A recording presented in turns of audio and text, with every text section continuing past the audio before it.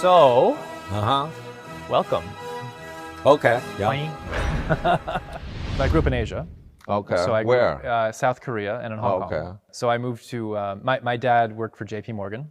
Oh. And in the early 80s, he, having attended University of Chicago Business School and having worked for JP Morgan for a number of years in New York City, wanted something that was different for his family. And at the time, a lot of his friends were moving to Brussels, and they were going to Paris, and they were going to Frankfurt, London, and having that experience. And he wanted something that was different for his family. And so he went to his boss at the time, and he said, I'd like an adventure for my family.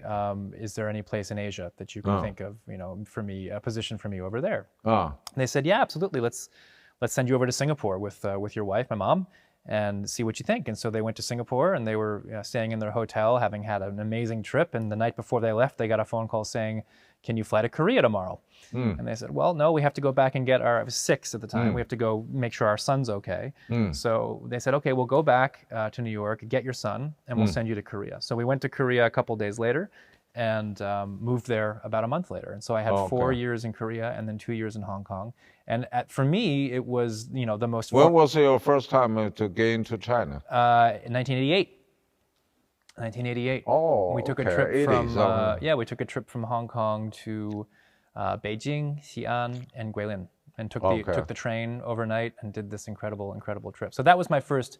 I took Chinese in Hong Kong in Putonghua. I wasn't taking Guangdonghua, but I got the bug. I really loved the area. We moved back to the United States.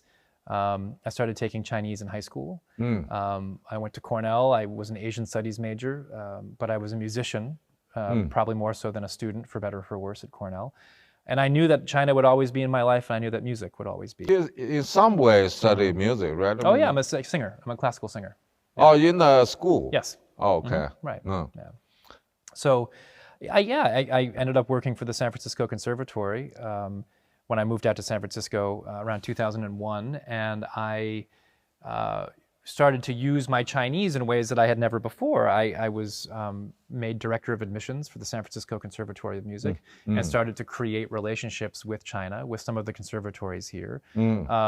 Yes, to recruit students, but also just to build relationships with a really fascinating part of the world, a world that I knew quite well, and a world that I knew would be very important for conservatories and for classical music worldwide. And so through doing that, worked very closely with many Chinese partners and associates here in China and also back in the US, created a chamber music festival along with our dean and artistic director here now at the Tianjin Juilliard School, He Laoshi. Or even before he and I worked together for school. 13 years, yeah. Oh, okay. And created this chamber music festival in Shanghai together with the conservatories in San Francisco and in Shanghai.